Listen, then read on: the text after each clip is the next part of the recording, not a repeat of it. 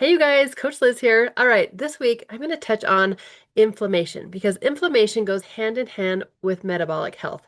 Now, one thing that I love to know about inflammation is actually a good thing. It's our medical response system. When we're sick, we have a cold or a flu, or we have an injury or a cut, that is when our body flushes the area with white blood cells and it really goes to work to repair and rebuild our immune system or our tissues to help us be healthy. But when we have chronic inflammation, that's where we have the joint pain all the time, we have brain fog, we carry weight around our middle. Most inflammation starts in our gut. And so if you have belly fat, that's a sure sign that you have a lot of inflammation in your body. It also is what causes the visceral fat. Inflammation goes hand in hand with blood sugar balance. So, as we've talked about learning to balance your blood sugar, you will also see a decrease of inflammation.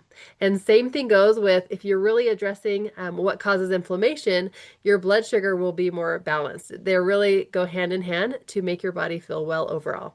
Now, there's a couple places that you can learn more about inflammation that I love. In Dr. A's life book in Element 20, he goes over just quickly what inflammation is, what causes it, what things that you can do in your life to see a big difference with inflammation.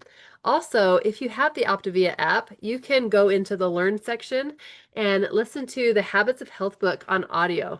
And Dr. A dives into inflammation much more in section 2.15, if you want to skip to that and learn just more about inflammation and what's causing it and what you can do about it. Now, as we've talked over the last few weeks about metabolic health is how your body uses food in regards to energy. And also how it affects your body, like with your inflammation and what causes that. So, in Element 20 in your life book, I love there's a graph on page 416 that talks about three areas of inflammation that you can address. Now, if you think back to our high five of sleep, exercise, hydration, healthy mindset, managing stress, and nutrition, balanced nutrition, those are all things that affect your inflammation. So if we're really working on fine-tuning those high five habits, you're going to see not just weight loss, but also less inflammation, thinking clearer, more energy, sleeping better. Your body's just going to feel better. So on page 416 in your life book, on this chart, Dr. A goes over three areas that correlate with inflammation. The first thing I'm going to talk about is the food. What you put in your body probably plays the biggest role in inflammation because you're feeding your body all day long. And so you're either feeding or fighting inflammation by what you put in your body. So things that you want to avoid if you're trying to reduce inflammation is definitely sugar. Sugar spikes your bloodstream and it causes inflammation. So making sure that you're reducing sugar in your diet. Also, fried foods, fatty foods, that increases inflammation. So using good oils instead of bad oils. So using olive oil, number one, is actually an anti-inflammatory oil. Just like taking an ibuprofen, it's a natural way to decrease inflammation by using olive oil. Also, avocado oil, those are great oils. So trying to stay away from just more fried foods, greasy foods, that will help with inflammation. Also, like saturated fats, trans fats, high fructose corn syrup, um, too many calories, too much food at one time, or too much sugar at one time will increase inflammation because it spikes your blood sugar.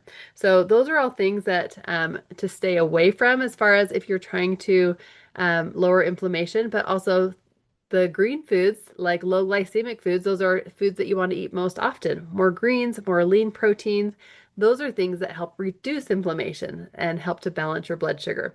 All right, what about your external environment? Maybe you work in a job that uses chemicals.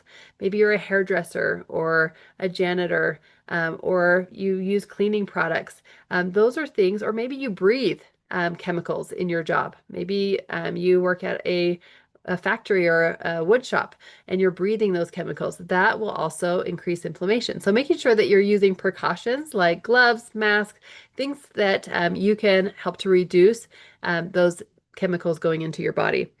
Even things in your home. Same thing if you burn candles or if you use beauty products or lotions that have chemicals, that actually absorbs into your skin, that can cause more inflammation. So just being aware of what's in your environment and things that you can swap out, more natural cleaners, um, not using candles that have chemicals, those kind of things can help with inflammation. All right, the last thing is your internal environment. That is going to be things that you have control over in your body. So, stress. That's a huge one. That causes a lot of inflammation. It causes blood sugar imbalance. So, learning to manage your stress better and just being mindful, maybe even just taking 10 deep breaths when you're feeling really stressed actually reduces inflammation. You can actually feel it if you take some belly breaths, deep breaths 10 times when you're feeling overwhelmed.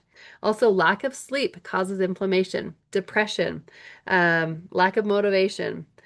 So if you're also overuse of antibiotics, if you run to the doctor and get an antibiotic every time you're sick, that's really killing any good bacteria that helps with inflammation. And so if you have to go on an antibiotic, just make sure that you're replenishing that good bacteria with a good probiotic, some Greek yogurt, sauerkraut, fermented foods help to replenish the good bacteria. Another quick trick is drinking water right when you wake up. Before you brush your teeth helps get all the good bacteria from your mouth into your gut. So that's just a little tip on how to increase good bacteria. So those are just a few things that maybe you can think about what's going on in your world that might be causing more inflammation. Are you not managing your stress well? Are you covering up emotions with junk food, not feeding your body well, not exercising? Exercise helps decrease inflammation because it helps regulate your blood sugar. So as you can see, all the things that we've talked about with inflammation actually go hand in hand with blood sugar. When we address one, we help the other, vice versa. So just paying attention to learning to eat smaller balanced meals every few hours, choosing more vegetables and proteins over fried foods and sugary foods. That's really going to help your inflammation, getting enough sleep, exercise, drinking your water, managing your mindset. All of the high five really help you to balance your blood sugar and reduce inflammation. So here's your challenge. I want you to pick something this week that you can change in your environment. Maybe swapping out some candles, or getting an air purifier, or swapping out something that you've been eating, sugary drinks, for example, and swapping it out for water. That will even help inflammation. Getting enough sleep, managing your stress, doing something, a hobby to help reduce stress. Those are all things that can help reduce your inflammation. So choose one thing, share this with someone that you care about, and notice the effects that your body will feel when you reduce your inflammation. Have a good week.